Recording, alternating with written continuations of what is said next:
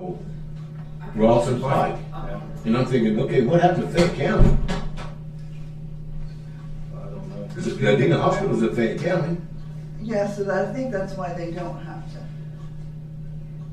be at the meeting, is because they're an Adena hospital. Well, so is Pike. I know, but there's something different there. There's an MOU that I was trying to explain to. Find out on Wednesday, I guess. Yeah. Okay. Okay. Did you hit the on air button over there? I did. Good deal. I'm just gonna check see if we're up. I believe so. Yep, we're on. I think the thing that throws me off is red lights. Red means stop. Okay. All right, I got 9 o'clock. Call that. June 30th, Ross County Commissioners meeting to order with the pledge. I pledge Allegiance to the flag of the United States of America and to the republic for which it stands, one nation under God, indivisible, with liberty and justice for all. I'll make a motion to approve the minutes of the last meeting. Sounds good. All in favor, say aye. Aye. Motion to excuse David Glass today. Yes. I'll second that. All in favor, say aye. Aye. Bills for the week, $1,633,134.63. $1,510,126 is grant payments for the Appalachian Community Grant. So moved. I'll second that. All in favor, say aye. Aye.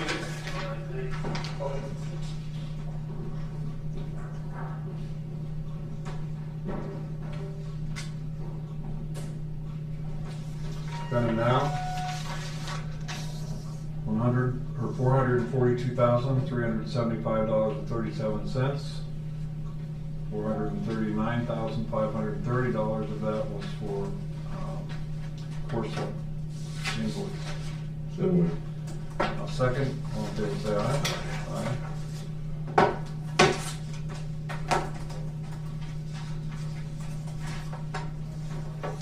Welcome back, Ray. Thank you, sir. It's good to be back. Yeah. Sure it is. Well, I'm sure. All suntan.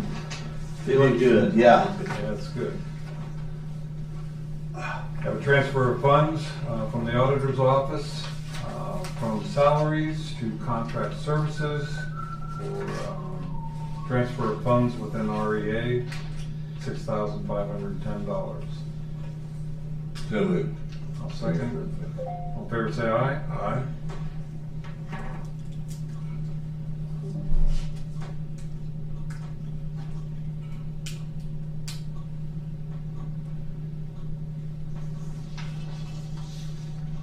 Transfer of funds from Ross County Board of Elections, from contract services to reimbursed unused funds. This is a transfer appropriation to return portion of 2025 primary special election unused grant funds to the Secretary of State in the amount of $40,553.80. So they didn't use all the funds. So moved. I'll second. All in favor, say aye. Aye.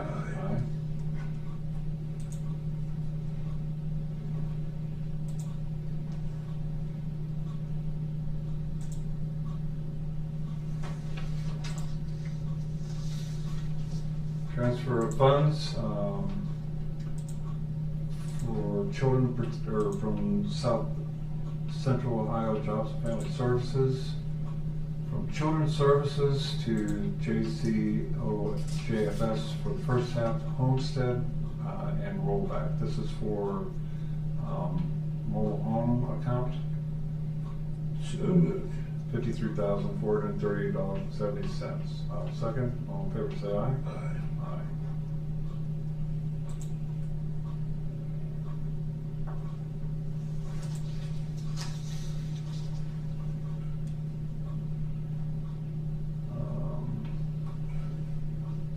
Two of the same things.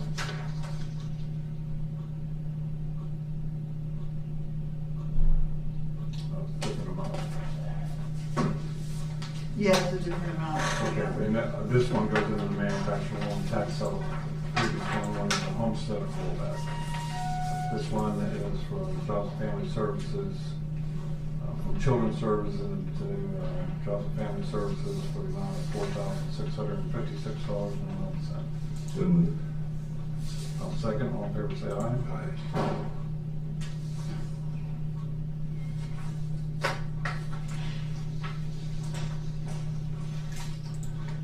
Got a contract amendment from Mr. Keith Putnam for agreement to work with floodplain for the Planning and Development Department in addition to his job duties as a building department. So moved. Second, all in favor say aye. Aye.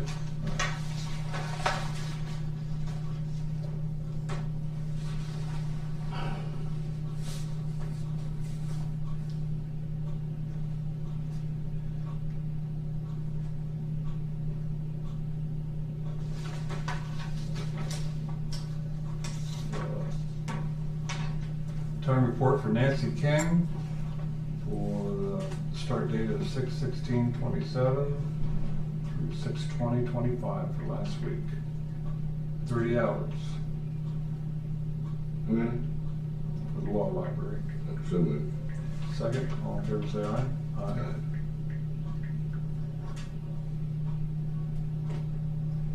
Hey, Brad.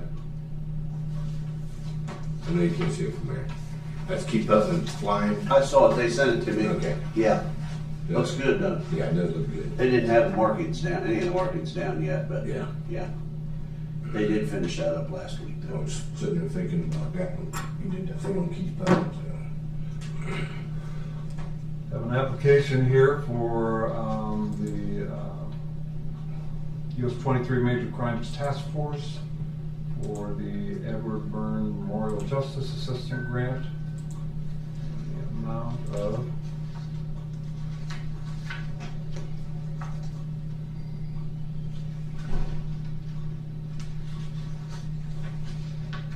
Just for that little orange thing. 40,000, or no, that's the other plus.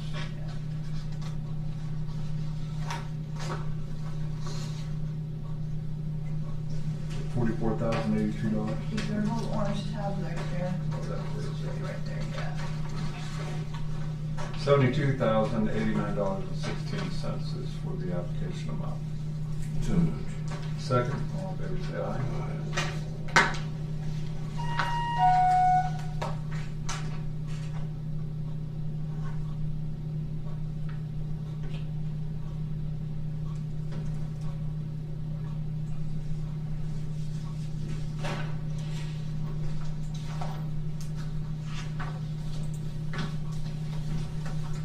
This one is a contract for Richmondale Storm Sewer contract for the 24-inch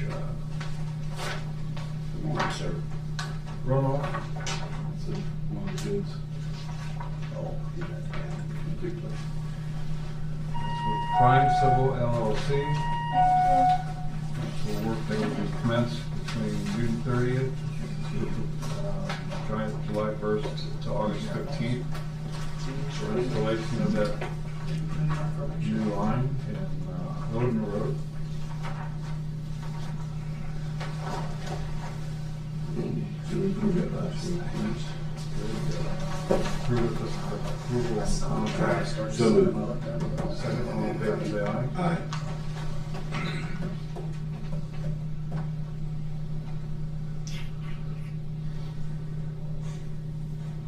John Wetzel III, is he relation to the township trustee? His son. Son?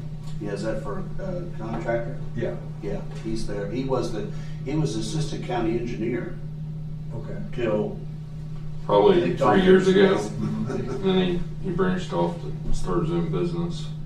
That Prime Civil, he does Okay. plans and contracting. No conflict of interest there. It's not now, yes. Yeah. Okay. Yeah, I gotta try and find it on your desktop, Jesus. Why send that document? Yeah.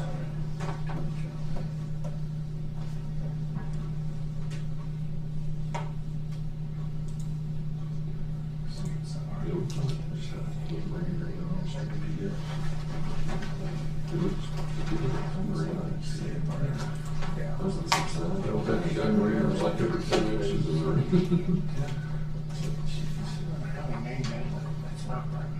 And I have the application for the Victim Assistance Program for a grant request. It's 90.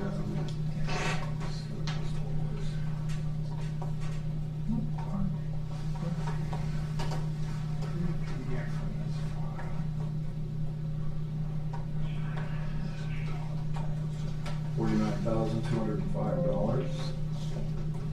And they want permission or a motion to allow electronic signature for this application. So moved. I'll second that. All in favor, say aye. It's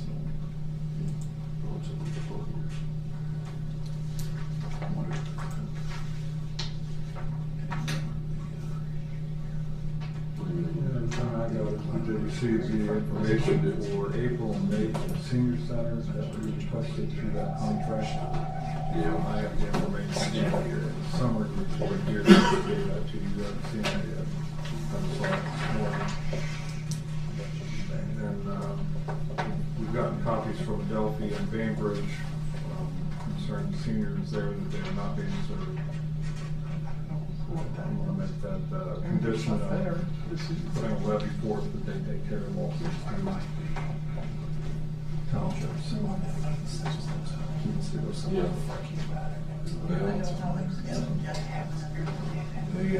giving me vibes like that. And I can see them saying, we do take care of all 16 counties because they can come to Western Avenue to get a meal. Take services out in other areas. They do the transport of the meals. Well, but that's the same thing I asked them before. I said, if you guys drive meals to 5 or 6 people in Adelphi, take 10 extra meals with you and take them to the village hall that's been set aside for the senior citizens and let them. Already been around. I know It's a circle. yeah. I have Juanita and Ryan Waits lined up to that meeting to make a side. They're gonna do it in here so that they're not disturbed and they can get to it. When are they on? September. September. And then we'll schedule the other two. Whenever another class comes up. Good. Yeah, the sooner we get on that, the better. Gentlemen. Good morning. Morning. We're here for the 9:30. Yes. As soon as Andy releases Brad, we'll see what kind of things he's got. Releases. I'm sure it's an impressive stack if he's been able to get through it.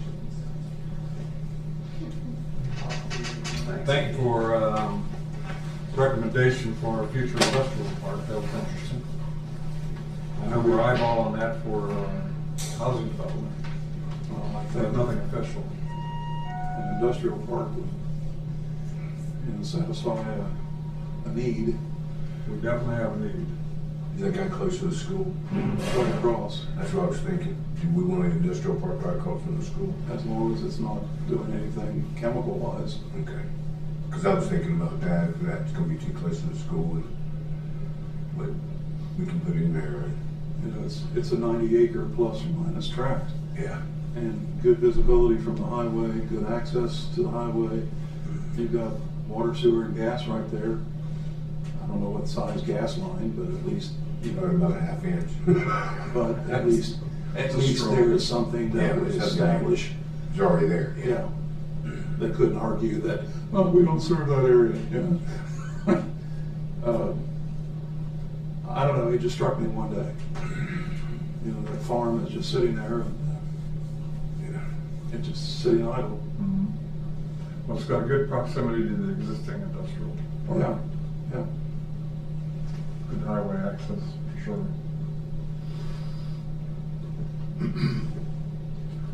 And we'll, next comprehensive plan meeting, I'll bring that up.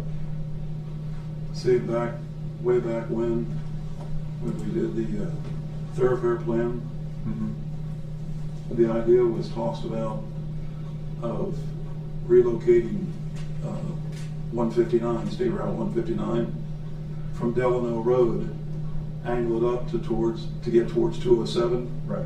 And that whole area that is there to the roundabout, you know, you're talking several hundred acres. And you could turn the old 159 into just a service road to service that area. You got the railroad, you got good electric, you know, I mean, you got everything right there. Yeah. Now, there was a particular individual who basically made the statement, it has been a farm, it is a farm, and it will remain a farm as long as I'm alive. I think it was only about 40-some acres that she owned, but I always thought that was an excellent place to continue on with industrial. I remember back in the day when we used to work together, that was going to be an industrial park up there Yeah, for meat supply.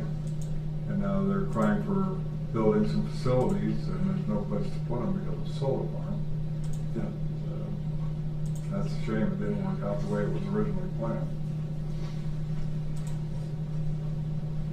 Because I know that Delano Road warehouse going up is not making friends with the residents there. No, but like we always said, well, you always have the opportunity to buy it, to keep it the way you want it. Mm-hmm. But if somebody else buys it and changes it, Well, zoning. and it's legal, Yeah. Brad, do you have any time to put anything together in administrator business? Yeah, I need you to sign this. This is the cover sheet for the permit to install a sewer.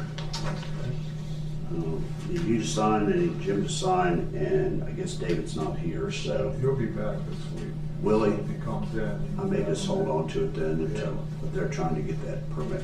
Color that. Yeah. So moved. Doesn't matter. Second. All in favor, say aye. Aye. And then we're submitting the building permits to the county for this project. Those will be submitted today. Okay. Let's get going. We do have the MOU, I sent it to you guys this morning to look at from ORDC. And I sent it to Ben to review. Hopefully I'll have that ready for you on Monday next week to sign. Thank you. That's all I got. That's it? You're going for a week, and that's all you done? Vacation pictures. Yeah, I want some pictures. She was expecting big things out of you. Well, actually that worked. You know, I have my computer with me the whole time, so I know that day. I know what you told me.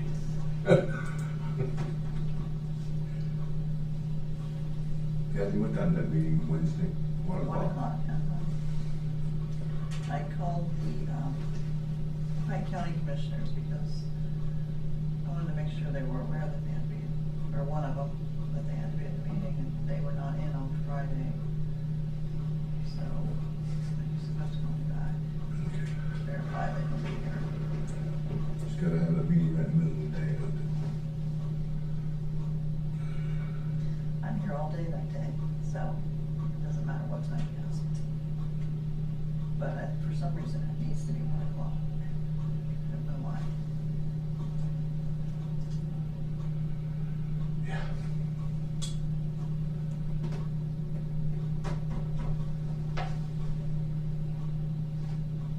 I might be able to change it. I don't think it matters as long as we sign it that day. Yeah, as long as it's signed that day. Yeah.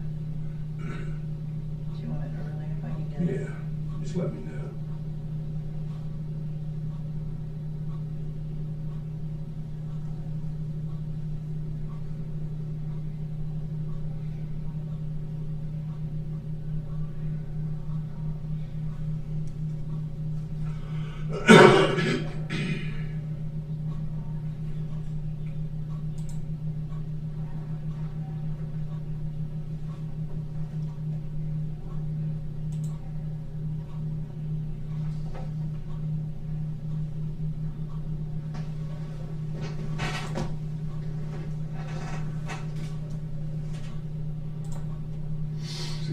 notification that Patrick Clark is assuming the position of Assistant Director of Trial Services for the Public Defender's Office effective June 2nd.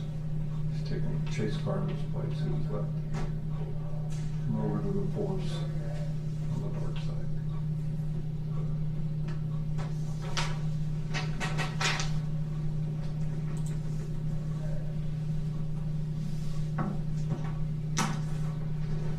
Hey, we gotta wait till 9:30 in case any media shows up. That if somebody else jumps off the bid. Do what? So somebody, they still got 10 minutes to Oh, yeah. jump off the bid. Yeah.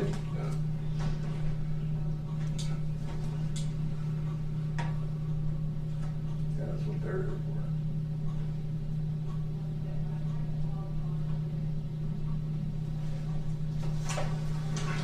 for. Anything else new and exciting happening out in the engineer's office? Every day, Every day? every day. I mean, it just doesn't end. Charlotte was going out looking at some storm damage. Yeah. It's been a hard year to get caught up. Yeah. And weird with the weather. Yeah. Say They that done digging, looking for stuff on Charleston Pike. From what I understand, yeah, they've managed to just sidestep that area. I think that's where we were gonna get Phil, Right. but now they're getting it from off-site. I think from Batillions over there by the fairgrounds. So,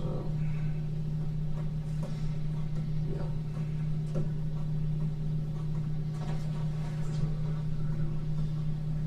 I think it could be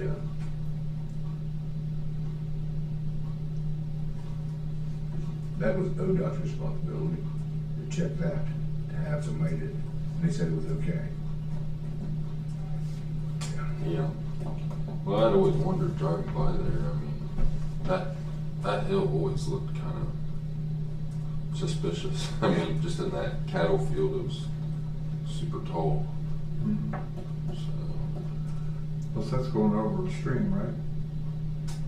it's going over the railroad, Oh, but railroad? that's not far. You know, it's not far from the river. So When the developer did Guernsey Crossing, you know, they hit that Mm-hmm. area. Demon Indian Mound, yeah. And he put his John Henry on the bottom line to buy the property. And he said the guy was standing there, cease and desist. He calls me up, Tom, what do you know about an Indian mound on that property? I said, I'm sorry, I don't know anything about an Indian mound. He says, I'll be in the office tomorrow, I want to show you something. So he comes in and he has a copy of the LiDAR scan. And it was as plain as it could be. This was taken years ago, and I had never paid any attention to that property. Evidently, the previous owner had, somebody during the previous owner's ownership had gone in there and wiped the mound off. And he was upset, and I said, well, I mean, I'm sorry, I don't know anything. I said, just keep in mind, when you're in Ross County, Any place you did. and I said this to him this way, I said, you can't swing a dead cat in Ross County and not come close to something that was touched by Native Americans. He kind of laughed and he says, okay. Well, that's the truth. I mean, we're finding it in the most obscure places now. Yeah. I never would have dreamed out of Charleston Pike we'd run into that, but.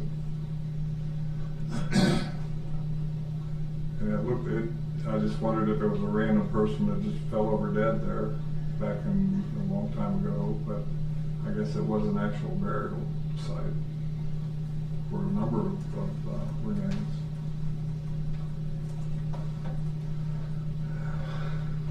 We'll be finding that out as we grow. And so in our discussion about that site, the Ark of Appalachian people, you know, they were somewhat upset about it, but then again, he didn't know about it. And I said, why don't you go ahead and show that group as well as future groups, that you are concerned about the history of the area and rebuild that little mound. I said it'll take up maybe 2 parking places, and that's what he did. Yeah, And he put that plaque there to help describe it. yeah, I seen that. So, Again, it could have been a little bit bigger than that, but it was okay. so, You know, I asked Chris Elford, we were out there and we were talking about the Hopetown Award and all that, and the Appalachia Grant, and I said, you know, it'd be nice. I said, with all this development plan, like the Cohen project was in its infancy then, as my rookie year, and I said, you know, it'd be nice if you could kind of lay out sites that you're suspecting that there's remains in, and we could work around those sites until we do some, you know, architectural kind of archaeological digs to see if there's anything there. Yeah, he just looked at me. You don't want any part of that. Yeah. Because it's probably everywhere. and, you know, the Squire and Davis work that was done back in the 1800s, you know, they went all through the Ohio Valley and located and documented what they found. And I'm sure they missed some of them. Yeah. Well, you don't know until you start turning dirt.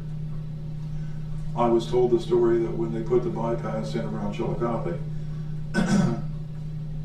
past Rennick down in that area, that as they were clearing and grubbing, they ran into all kinds of them. But back then, in the early 70s, it was clear the stuff out of the way, people took stuff home as souvenirs, and away they went with the building of the roadway. Yeah. Well, that was where most of the mountains went to farming all through history. Well, back when we were talking about extending the sewer line on Adena Road, Orange Street, the old Adena Mound that's there, and the meeting was held with the historical people.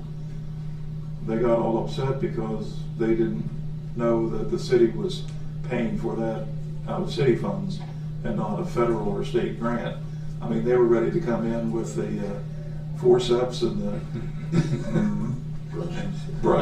toothbrushes, and I wasn't at that meeting, but we had that book that described the Adena Mound, and back about 1906 is when the farmer had Ohio State come in and excavate that mound. And they dug down 5 to 6 feet below existing grade in order to determine if there was anything there.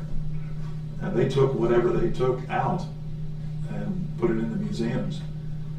So I can't imagine, and during the argument of not having to deal with it, they said, well, our techniques today go well beyond whatever they had back in 1906.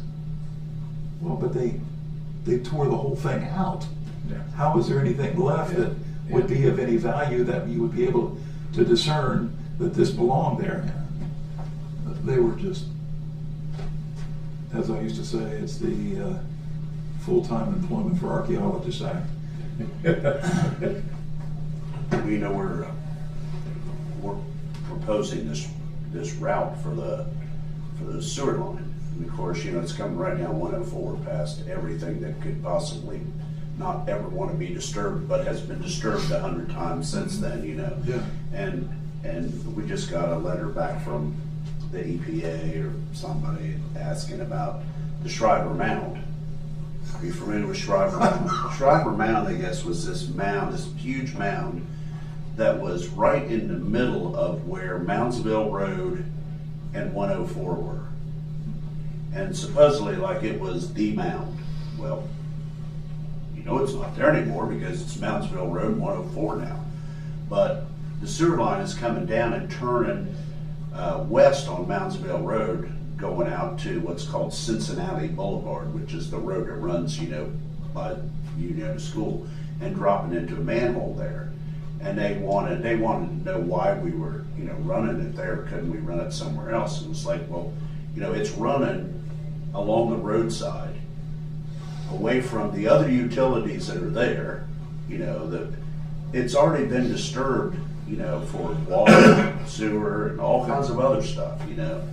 Just crazy what they ask. And that's the, I guess that was SHPO, is who asked that. it comes from people who sit in an office who have never really been out in the field. I guess. Yeah. I mean, I experienced that throughout my career. We just had one in the office. The individual is proposing to do certain things, and you go, no, you wouldn't do that. I mean, the Right. experience, the age, no, you don't do that. So I wrote back, and they moved it to what we had suggested. I was always the type that I can't do my job sitting in an office distance away from where the work is going to be done. Right. You can't see it on Google Photos. You can't see it from drawings or sketches people make. No, you got to go out and lay eyes on it. That's just like evaluating people's work. You can't just sit there and imagine what they're going through. You gotta go out there and see, Yeah. smell, taste, feel what they're going through. I've All right, 9:30. Very first one.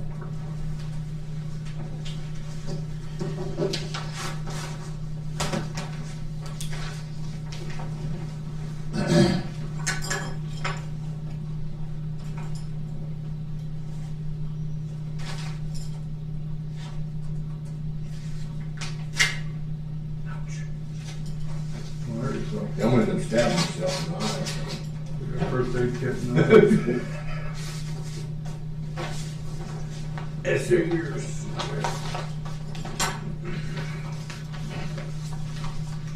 First bid is from Oaksby Construction, in Milwaukee, Ohio. Pavement marking.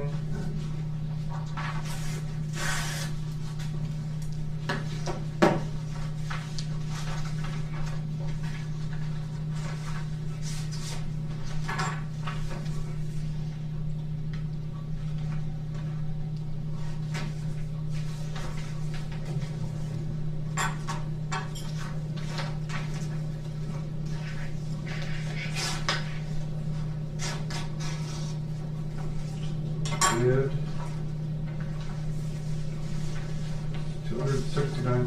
$269,076.80. Can you repeat that?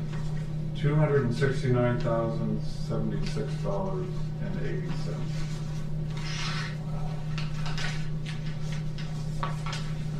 Is that well low or well high? No, that's, Oh, well, that's their insurance. oh.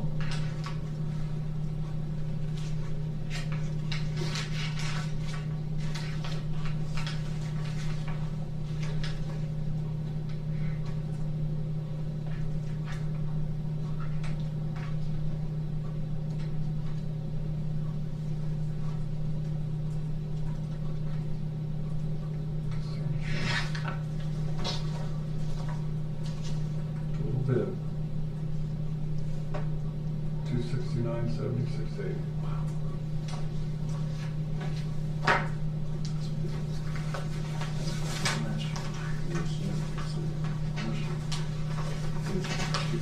From Aramark.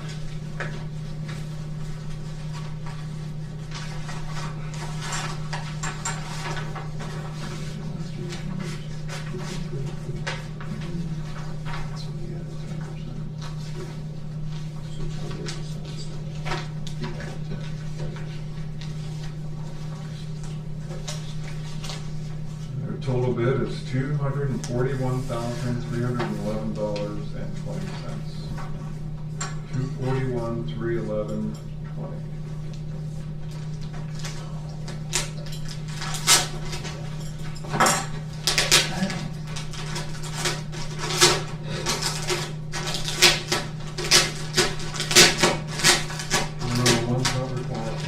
Well, we're just thinking we've got all that sticky stuff in there.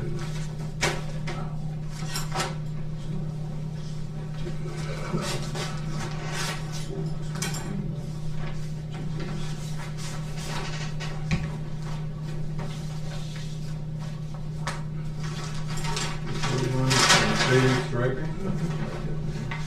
You don't need these, do you? Oh, I need to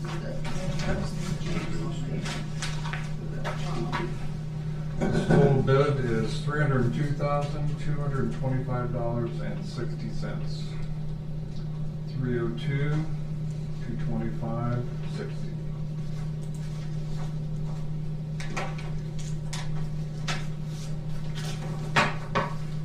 That's it, right? That's it. That's it.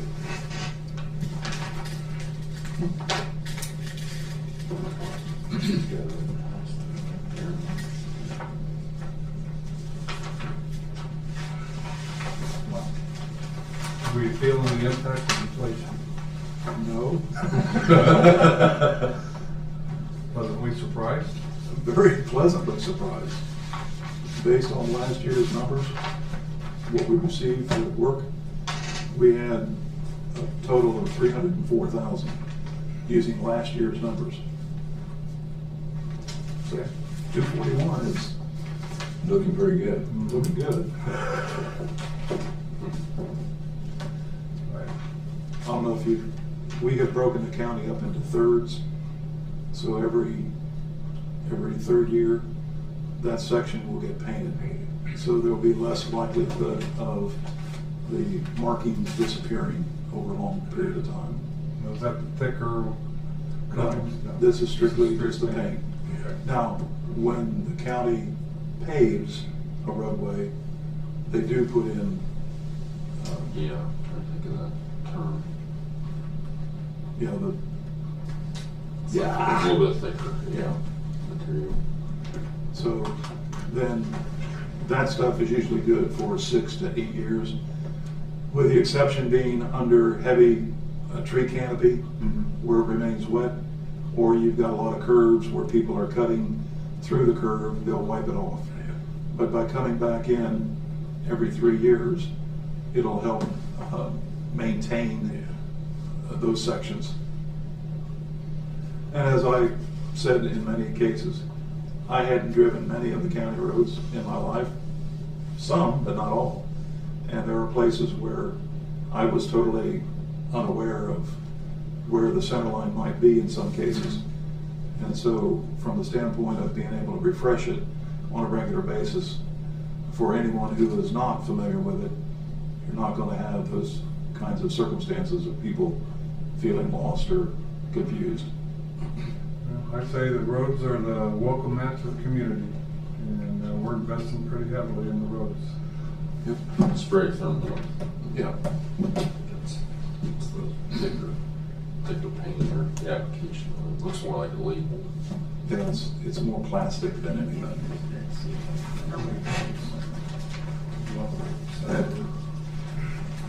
We'll give you a whole pack.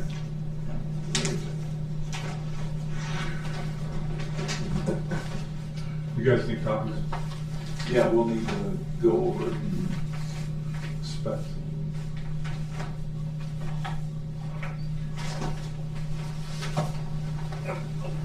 Everything I need, so.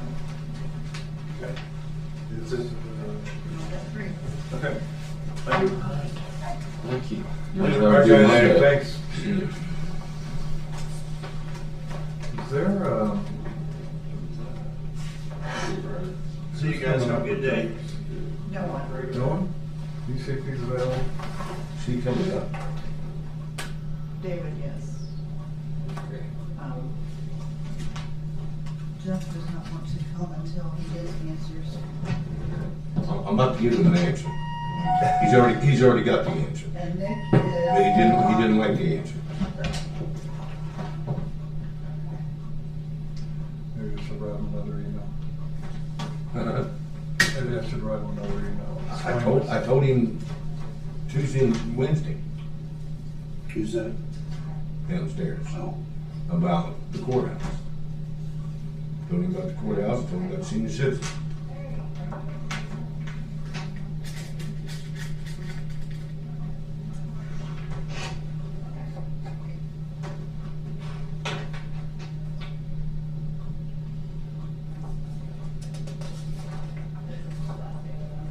Since dragging us out. Do you have anything you want to talk about? Nothing that can't wait for a work session. Nothing can wait yet.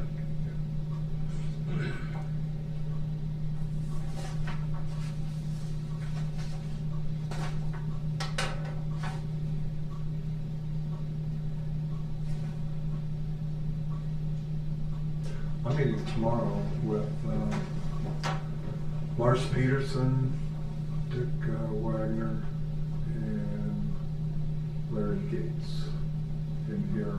Do we have anything going on in here at 9 o'clock in the morning? Let's take a look. Pardon? I said, let's take a look here.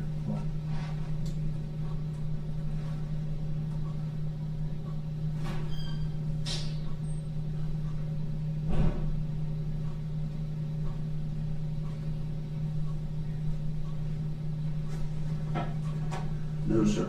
No? Okay, good. You want me to put something down? Yeah, meeting with Larry Gates, Lars Peterson, and Dick Wagner. Talk about Pixel from Old Mill guys and businessmen. One thing that they're going to do is there's been some mill closings in other communities, and they're going to touch base with them and see what they went through and how they handled it, so we get some You're the lone soldier. better our strategy. Looks like it. Morning, How you Dave. doing, Jack? Good, man. How you doing? Not too bad. You have a good weekend? Yeah. I worked out in the yard and we're babysitting my daughter's dog, so lots of peach. Nice.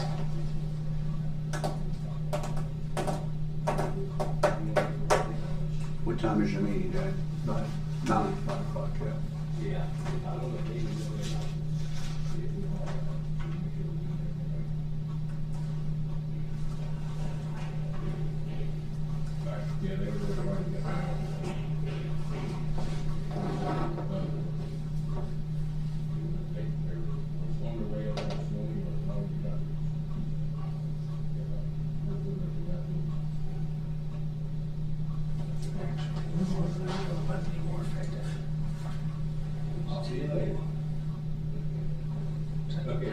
PowerPoint with us?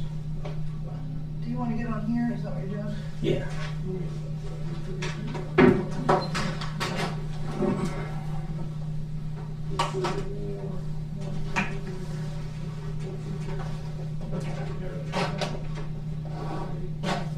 She's about to wear me out on it. Oh, yeah. Oh, Morning, Rudy. good morning. How we doing? Not too bad about yourself. Wonderful. Have a good weekend? Yeah. You're better than Tuesday and Wednesday. Yeah. The OR wasn't that bad this year. Yeah, I was gonna say, it wasn't bad. It wasn't bad. A little long, but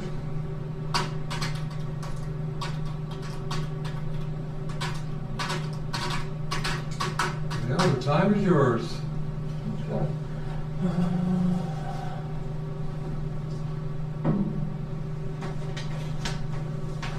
I've got a spreadsheet I keep that just tracks the high level metrics of the portfolio. I was just gonna bring that up, but I've already sent you guys invites previously, so you guys have view capability of this spreadsheet. I don't know how regularly you've looked at it, but it would just put some numbers to what the returns that Ross County is currently getting. Beyond that, my one question still remains from the last time we met is the thing that I need is some kind of a plan for spend schedule, right? I need to know what to expect in terms of payables so that I know what to plan for. But so you guys have some background context on our current numbers. I'm going to show you the current return numbers and the historical data. I've got a freaking 100 passwords, can't keep track of all of them. Give me a second, fellas.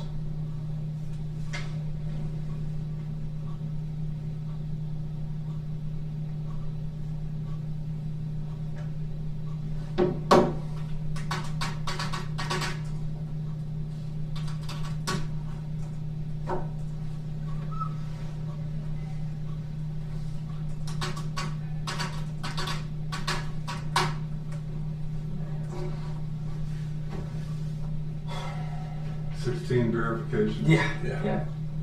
Already had to put in 3 different passwords already. Now I've got a 2-factor authentication on top of it. guess our data should be plenty safe. Okay. So like I said, I've given you guys and Brad all access to this, and I just keep the high level metrics of the investment portfolio. And this is going back to my first full year in office. So we look here for the total of all of 2022. I mean, that's not bad, but already in 2025, just in Star Ohio, not all of the interest income goes to the general fund. That is split between several funds, and I had the auditor's office actually give me a breakdown of what those, of how they calculate that. And we can talk about that further, but the largest part of that does go to the general fund. Of course, we look at U.S. Bank, and that's where the majority of the investment portfolio, our dollars, are invested. And we look all of 2022, it's 551,000. If you look at 2025, we're already over $1 million. But I know that we talked about it last meeting, and we didn't have a spend schedule or something, even a rough idea of exactly what we're looking at month over month in terms of expenditures. But I was told that it was a 12-month timeline, and we're looking at $8.5 million. So that comes out to about $700,000 a month if it was going to be equally separated. Well, as we can see, we're nowhere near that just purely in interest income. So what that's going to require is we're going to have to plan maturities to come due around the time that these invoices are coming due so that we can cash flow this. So like I said, the one question I have is as soon as we have some kind of spend schedule, the more time I have, the better I can maximize returns on portfolio and plan these maturities out. And then, once again, like I said, I've shared this spreadsheet with you guys anytime you kind of want to look at some of the high-level data of the portfolio. Got some pretty basic high-level metrics there anytime you guys are curious. Brad, is there any kind of predictability with the project as to when invoices are going to materialize in the month? I know that's probably So we really haven't got that long far in the project. Well, so here's where we are. They've just finished their pre-construction work for the most part. The stuff they need to put together the rest of the plans. So once they submit the stuff to us now, you're going to have a chance to look at it, look at cost for each part of what the project will entail, and then you'll be able to say, well, can we change this? This is too much money. Can we change the roof style? Can we change some? So you'll end up with a cost for the project. Okay. Now, what David needs, I'm not sure we can provide exactly what he's looking for. You know that you're going to probably get a monthly bill, depending on how the work goes. The work may start slow, or they may say we need to buy all this stone in this month. I'm not exactly sure how that's going to go, but once we get to the point where we decide what the cost of the project is, we can ask the contractor to say, can you give us some kind of idea how you're going to build this? Because a lot of it could be weather related too. Mm-hmm. If they can't do work in the middle of the winter, you're probably not going to get very many. That makes sense. I'm sure that there are parts of the project that they want to plan in terms of the what. And I don't need an exact figure, right? But I need something to expect on, right? So what we know, at least it seems highly likely, is that purely on the interest income, we're not going to be able to fund this month over month. Right. So what that means is to fill that gap between what we can and above that, I need to plan out maturities for these bonds to align with when we're going to be paying these invoices. So the sooner I know that, the better I can plan that.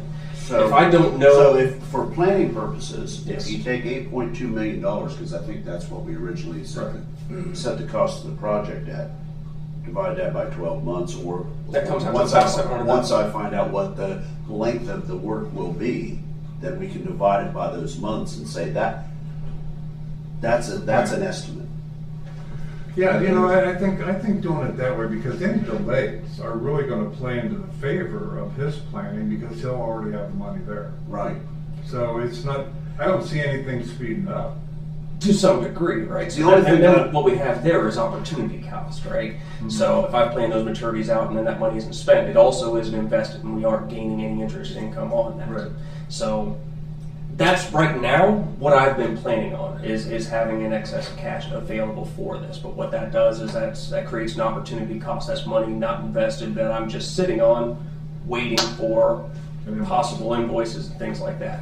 And with what I've been given so far, that's the plan that I've gone with. So we're keeping in excess of cash. I've moved some over to Star Ohio because that's relatively liquid, and we can move that over to the operating account if and when it's needed. But once again, like I said, the problem with that is just the opportunity cost.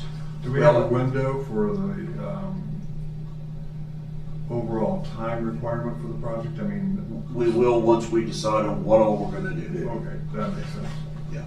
And I think to David's point, the only piece that worries me is the supplies. You know, when they go out to buy what they need, you know, they may do that all in a month, but if it makes more sense for us to try to spread that out, you know, I think that's the conversation we have to have with the contractor when we sit down to negotiate the cost of all the project. And then we can say, okay, here's the cost. Give us some idea how you're gonna build this. Are you gonna go out, when are you gonna purchase the, you know, stone for the, when are you gonna buy the roofing material? When are you gonna buy the windows? Give us some, because those are gonna be the biggest costs. I mean, you're gonna have a normal labor cost, but then the biggest costs are gonna come from the materials. Makes sense. So yes, so in that planning process, if you guys can make an emphasis on trying to pin them down on some kind of rough schedule. And I understand some of this stuff is fluid, right? There's delays and some things get done faster, some things get done slower. But if I have a rough idea, it could be, like I said, the roofing materials, October or November, at least that's something I can plan You on. can plan, yeah. Right? So that would be my ask. Well, I'll tell you what, David, when we sit down with them to negotiate that and we feel comfortable that we have a price, you're welcome to come and sit with us and explain to them Explain to them what we can do. exactly what you need or what would be the best for you, and hopefully they can help us with that. Yeah. Well, once again, like I said, I think it comes out pretty simple. Is purely on the interest income. It looks like we're not going to be able to fund this purely on that. So we've got to plan maturities around it. I just got to know when we've got these invoices coming due, so I can plan those maturities accordingly. And like Brad said, if you're here with us when we're sitting down doing all this stuff like that, if you're there and you can explain to them what you need and they can either agree to it or they don't agree to it, and we'll go somewhere else. We'll try to do And I don't think that's an unreasonable ask, like, Right. to Brad's point, right? You know, I think they should have a general idea of when they're going to be doing the roof, Yeah. which means that they probably have a rough idea of when they need to order the materials for that, right? You think there's a study. Well, very much like the jail project, the schedule's super important here because we're interrupting everybody's day to do this work. And, you know, that's why we had the meeting with the judges and you guys, and, you know, hopefully based on that schedule, they'll know when they're doing which parts and what the cost is gonna be, or an appropriate cost of what's. Except I'm not asking for an exact day, right? I need to know, really, it comes down to months, right? Yeah. Because, you know, I plan the maturities per month of when we expect some of these expenditures. So I don't think that's an unreasonable ask of us to be able to have some kind of rough outline of when we are going to expect these invoices and for roughly what amounts, because I doubt it's all going to be exactly split over the timeline of the entire project either, right? To Brad's point, a lot of the biggest expenditures are when we're going to be buying materials, right? And I think it's not unreasonable for us to have an idea of when that's going to happen. So that's just my ask. So I'll plan accordingly with what information I'm given. Okay. So I just want to make sure you're okay with this whole tactic of paying as we go and using funds that we have to pay cash for something instead of going into debt. Because I'm kind of allergic to debt. I don't want to do that. 100% with you there. I think, you know, if we have the cash on hand, then I think that's a good way to finance the project. And, you know, as we all know, the county's carryover balance, we do have that cash on hand, so I don't think it's an unreasonable way to finance it from the perspective of my responsibility to manage the county's portfolio and maximize those returns. You know, that is a concern of mine, the opportunity cost when I don't know what to plan on, right? So then the county and my responsibility to maximize that return, I'm not able to do that as effectively as I could without something to be able to plan on. And so, You know, 'cause from my perspective, managing the portfolio, the more information I have, I think the better I can do. And in lieu of that, like I said, I know that we're looking at starting this project soon, so with what information I've got, I've just planned on having a higher percentage of cash on hand, not knowing what and when to expect it. So it's worth now to note, when was the last time we did a repair, upgrade, not upgrade, but just a repair and maintenance kind of project on the courthouse? It's been 30 years. 30 years. So this is 30 years in the making, and it shows on the building. We have a responsibility in the downtown to keep our building beautiful like other people are keeping their buildings beautiful, making to the culture and the impact of the downtown. So this isn't something we're just trying to invest in. It's the most historic building in the county. Right. You know, and it needs repairs. There was a huge project done on the clock tower, and some of the stonework was patched 30 years ago. The kind of work that's going to get done on there now is, like we were talking about earlier, things are so much, you know, when Tom was in here talking about, you know, upgrades, they 30 can years fix ago, things now much better than they could 30 years ago. Right. And while I was gone, we also had somebody look at the statue and it happened, or the fountain, and it happened to be the same guy who worked on it before. They'll have a number for us on that too, which And is it'd be a lot less than $1 a million. lot less than $1 million, a lot less. That's one A quote we tenth got of on that that. probably, so, yeah. Are we gonna move that fountain back to where it was supposed to be? You know, that fountain was moved during streetscape. Yeah. And, you know, that was the spot that was chosen. It was actually closer to the building. I can't see a reason to move it. Okay. Somebody asked me, was if we're gonna move it back All the piping's there though. to the original. Yeah, I mean, No, if I you said- did it, you tear up the whole, I mean, And I told him, I said, I don't think so. I think they'll just lift the whole bowl and everything out of there and take it with them. Yeah. And repair it and then bring it back and set Sit it right back in the same spot. spot. Because they were worried about if the statue, I mean, if the fountain was gonna be put back in the original spot, and I said, do you have any idea where the original spot is? And they said, well, no, not really. And I said, so why'd you even bring it up for if you don't know where it is? Well, it really wasn't, it wasn't that far from where it It is is, now. Yeah. Somebody tried to tell me it was out in front of the courthouse at one time, but all the research, the young lady that works for Judge Benson, that works in the archives building, I think I shared all that stuff with you, you know, and there's nothing there that ever shows it in front of the courthouse. All right, so we'll try and get you a schedule as best as we can from the contractor when we get it. And, Sounds good, move fellas. accordingly. We'll keep you up to snuff, what's going on. So that's my big ask. The more information I have specifically in terms of what the amounts and when. Yeah. And then I'll do what I need to do to facilitate it. All right. We appreciate your help on this, Dave. Yep. Thank you. I think it's better that for us to go and pay for it than somebody 20 years down the road still foot the bill. Yeah, that's not, I don't want to see that happen. I'm sure the taxpayers don't want to see that happen.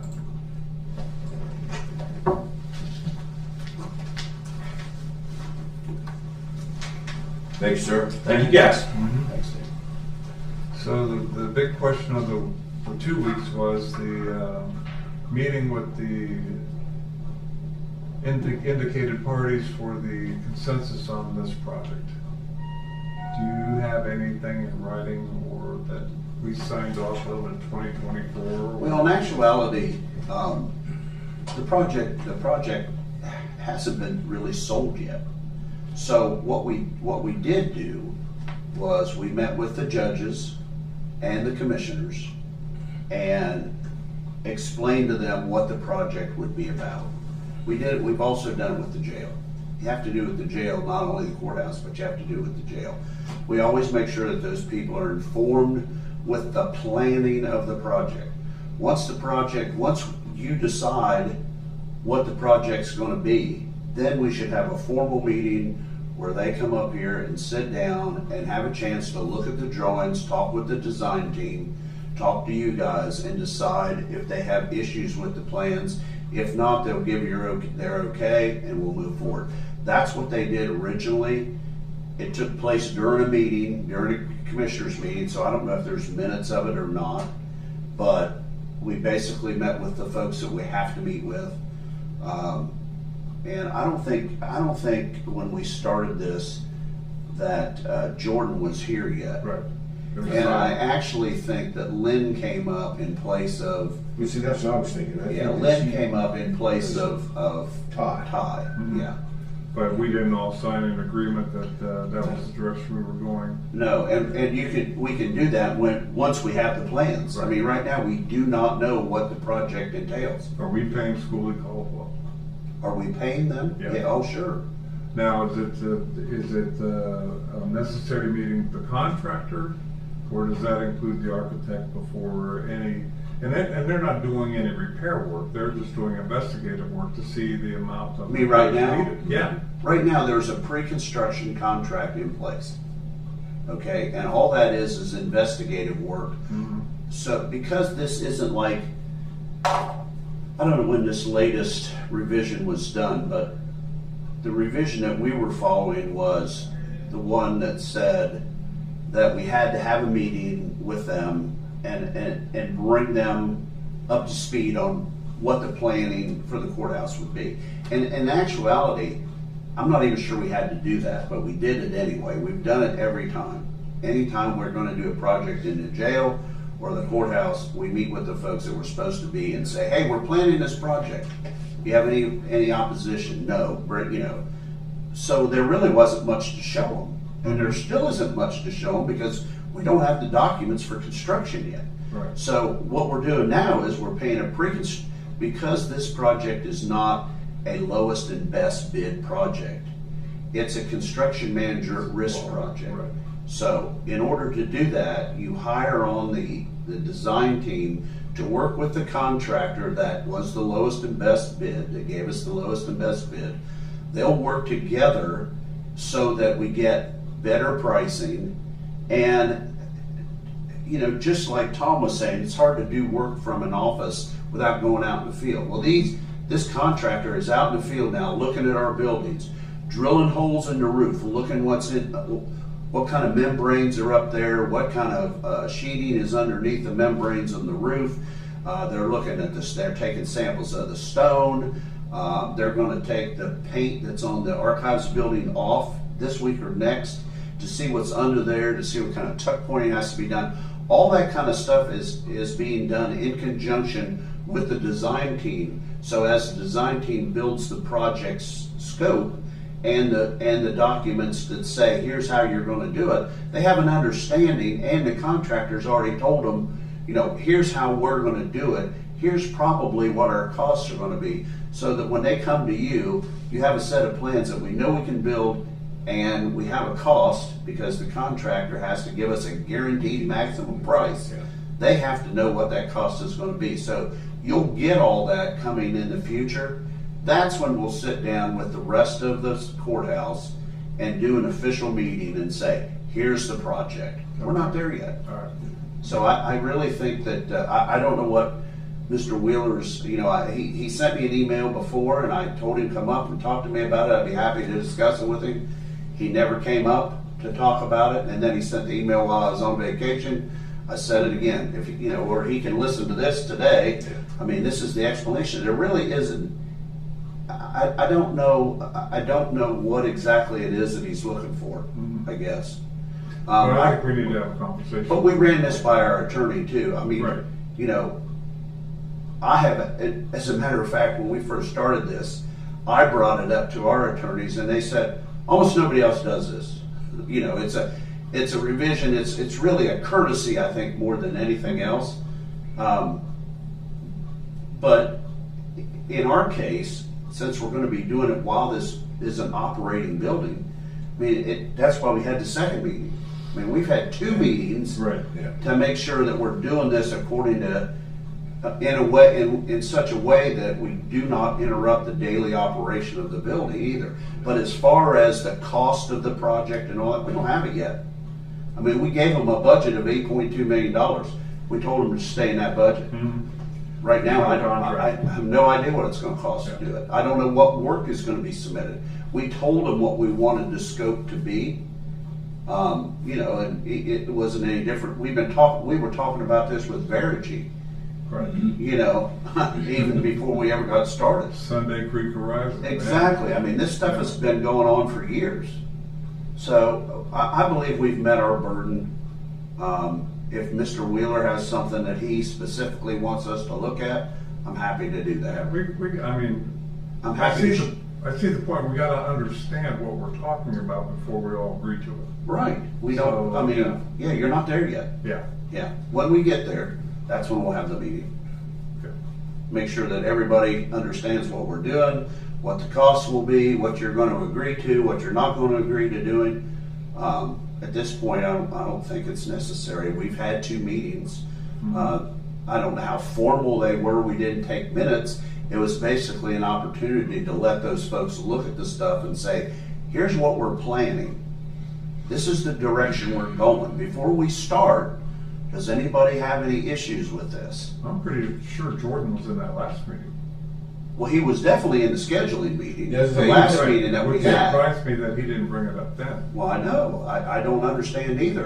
That's why I don't know. He said he's getting some pushback or something from the organization, the County Clerks Association or County Clerk of Courts Association is telling him to look at this for some reason. I don't know. I mean, I haven't had a conversation with him about it, so I don't know.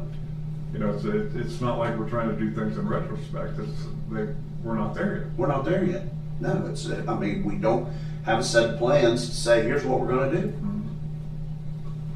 Okay, can you just call him and kind of see Yeah. if there's something more to this that we don't understand? I appreciate it, Brett. Yeah. Not that you don't have anything else to do coming back from vacation. No, I'm fine. I stayed up on my stuff pretty well, so we're in good shape. But I wanna, got the runway open effective today? The runway should be open today. They haven't- It'll be they open haven't- until June. They haven't put the lines down yet, have they? No, temporary. Okay. Temporary lines down, and all the It's gonna be X's. down for 2 months. All the X's, it'll be open till July the 14th, I think. The 14th, they want to come back and groove the runway. They couldn't groove it right after they put it down because it has to cure. So they'll groove it and then they'll paint the permanent lines on it and then it'll be open again. And we'll be done with the project. We gotta figure out next steps there, because I got people coming at me wanting pilot instruction. And Well, that's- did that's you just- see what Austin sent? Did I send that stuff to you guys? He sent it right the day I left for vacation, so I really haven't had a chance to dig through it like I want to, and I will. Did you? But you He got it, sent- right? He sent me something. Okay. I thought I sent it to you guys Yeah. too. There's a whole list of things that he had there.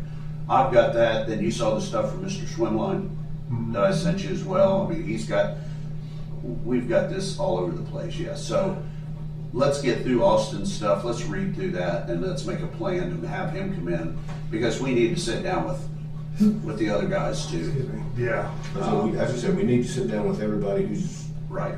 wanting that planned out there where the airport is. Because I'm still thinking about, building bigger hangars out there and bigger, different hangars and, Well, there's a lot of things to be done, yeah. and we'll push forward with that in the next few weeks here. Yeah, and I think figuring out the hierarchy out there and seeing how many FPOs we need and across the spectrum of where we're going with it. Yeah. Yeah, we need to have a plan. Yeah. I don't know if we really need how many FBOs we have out there. I think we just need to have one FBO out there and then sub off of that Well, but more than anything. you may not be able to do that because the folks that are running the place now, I brought up aviation lessons out there and I got some pushback from Stan on that.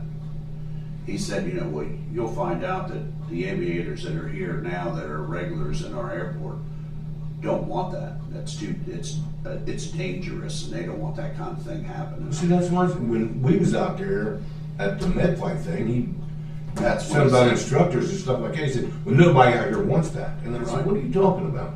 Well, and that's why, if that's the mentality, then, and I think that was, a lot of that came from Jim. Right. Jim didn't want to mess with it. He didn't want there to be an accident. He didn't want any kind of risk involved. And I think it all depends on who you have doing the training and what kind of planes you have and all that.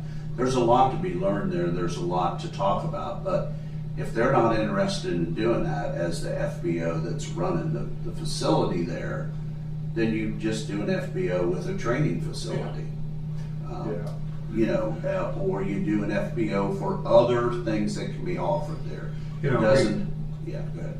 We have the opportunity for that with the Lancaster Sports too, because they are on the periphery of Columbus airspace, Yes, which is a whole lot busier than Ross County airspace, and they have 17 planes and 14 instructors.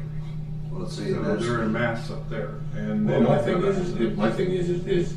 then I don't want us to get into the thing where we have 3 or 4 FBOs and who's in charge, who is the main person out there. I think we need a business manager that And we reports to us. have, you have 4 people out, you know, we have 4 FBOs out there, and they're pulling between each other because one doesn't want this and one doesn't want that, and somebody doesn't want this. well, and I like we've really never had a voice out there. Right, that's what we That's never the- have. What Since Jack's I've been- saying by a business manager, we need to have somebody that represents the county Right. and In charge. dictates how these FBOs operate. Right. Yeah.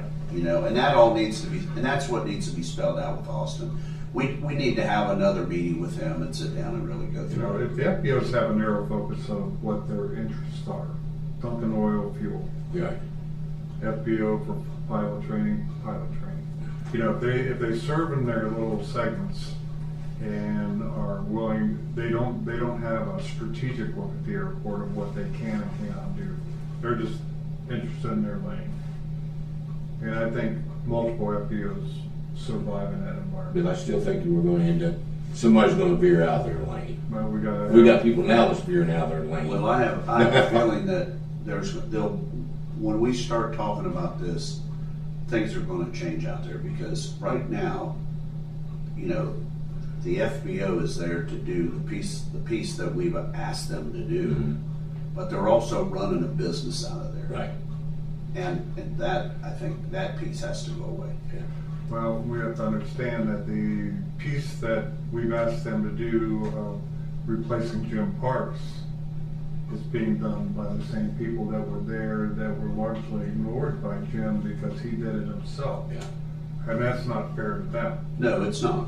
So, you know, we have to step in here and provide the training, provide the ability to do what we're asking them to do, because that's not happening right now. We can't kid ourselves. We've asked them to do things and they're not, but Dunkin' Oil was never running an airport. And No, Stan- and that's the problem is, they've got the 2 guys that did it for Jim. And one of them, I mean, Danny pretty much, he issues the notice to airmen. He's more the airport guy. And Stan is the overall operator of Dunkin's stuff there. Yeah. But the biggest part of Dunkin's stuff is their fuel company Yeah. and what they're running for fuel out of there. I mean, They have no regard for the air program. No. They don't know how to run an air program. So, well, it's because it was run by Jim, and Jim was running that big business out of you know, there. and Stan was on a short lease with Jim. Yep. Because that's just the way Jim was. Yep. So, you know, we need to, you know, I love Stan and Stan and Danny, and they've given their hearts to that, to Jim, because that's all they were allowed to do. Right. Now we're asking them to look at this holistically, and what would you do if you were in this position, and we need to help them understand how to get that done. I think they've earned the right of being there and being in positions out there, but we have to teach them how to run an airport. They're gonna need FBOs that contribute to that. So let's say that the fuel business goes away from the airport, That's, which I think should happen. Personally, I think that's my thought, is that seems to be the biggest part of the business for Dunkin', is they're running that fuel business out of there. If that goes away, does Dunkin' still want any part of the FBO? Probably not, because they don't know what to do with it. yeah. And they know they don't know what they're gonna do with it. You know, Ryan was his name, the guy that's the president of the Yeah. company. He seemed like he was pretty sharp to me. He is, yeah, And absolutely. he knows oil, he knows how to sell fuel. But he admitted he didn't know how to run an airport. No. But he said he'd hire the best people, and he thinking that Stan and Danny are the best people because they were there doing it. But they don't understand the circumstances that they were there doing it. So it's not fair to them. I think we just need to dig a little deeper here and get them the training that they need, get them the experience, have them visit other airports, talk to other FBOs, just get a sense of what all that's about, and a bigger airport. If Duncan will allow that, I don't know. Whose employees are they? They're Duncan's. Duncan. They're Duncan's employees? Yeah. They're not ours. And see, that's what I was thinking, we really have right now, we really have no control over them. Well, we never did. Yeah, I just said. The only agreement we had was with TRM Aviation, which was originally an aviation company. Right. And is an aviation company still. Now, Duncan Oil owns TRM Aviation, and those employees work for TRM Aviation. But I don't know that TRM Aviation is the same thing that it was under Jim than it is now. Yeah. They're still providing most or some of the services. We'll have to, that's why we really need to have another discussion. The plans that we've been talking about here, I don't think Duncan understands what we want to do. Right. And if they do, maybe they would understand if we sat down with them, but that's the piece that's been missing, and that's the piece that I had asked Austin about. He kept saying, we need to sit down with them and say, here are what our big plans are.